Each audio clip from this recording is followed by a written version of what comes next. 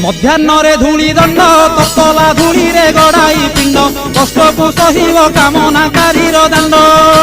ଧୂଳି ଦଣ୍ଡକୁ ସାରିଣ ନଦୀ ଅବା ପୋଖରୀକୁ ଯାଇନ ପାଣି ଦଣ୍ଡ ସାରି ବାଲୁକା ବୁଝିବ ଜାଣ।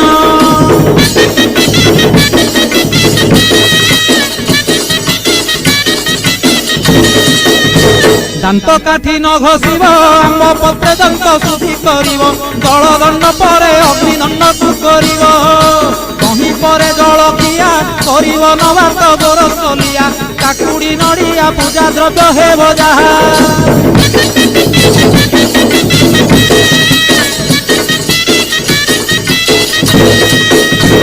ଘରେ ଭୁକ୍ତାଙ୍କ ଘରଣୀ ସେ ରୂପେ ନିୟମ ମାନିବେ ପୁଣି ନିୟମ ଭାଙ୍ଗିଲେ ଦୋଷରେ ହେବେ କାରେଣୀ।